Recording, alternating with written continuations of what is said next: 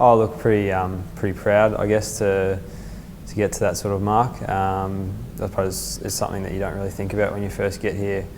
It's hard enough to play one game, and I guess to get to 100 is something that, you know, when I look back on it, when it's all done and dusted, I'll be pretty proud of, I guess. Yeah, I probably didn't have my best year when I was in my top age year of under 18s, but you know, I played a lot of school footy. I went to a private school, so I had to play a lot of school footy, so I didn't get to play in my local competition, the TAC Cup, too much. But yeah, played at the Oakley Chargers, and we actually managed to win the premiership that year. And probably, you know, we had a really good final series, and I was able to play finals, and that's probably what I guess helped me get drafted in the end. Was we were able to play 4 or 5 finals, and you know, got to play against the best teams in front of, you know, recruiters and that, and they obviously you know, took into account the, you know, bigger games and finals and that sort of thing. So I was probably pretty lucky in that sense. But yeah, I was rapt to go anywhere in the draft, and was just lucky enough that the Crows you know, took me when they did.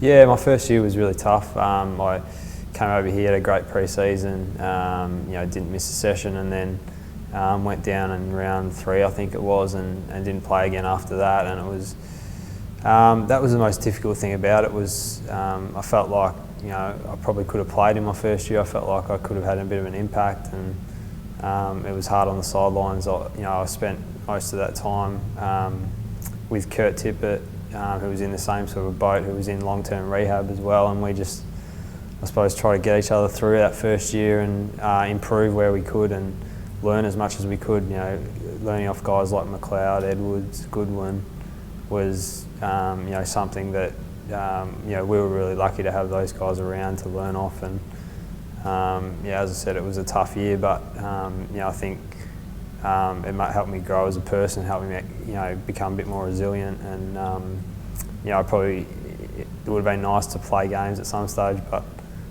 in the end, I think it sort of made me better as a player and as a person. No, look, I haven't at all. You know, I've always loved it over here, and I suppose when the time comes, you know, when you're renegotiating a contract and that sort of thing, you have to weigh everything up, and you know, my family is probably the most important thing in my life. So you know, you've always got to consider what's going on there. But you know, I have never had any thoughts of moving back there or anything like that. Since the day I got here, I've loved it, and I love the people, I love the club, and you know, I just want to have success here. That's all I really want to have with my footy. Yeah, had a good pre-season my second year, and through probably a bit of luck as well in the end.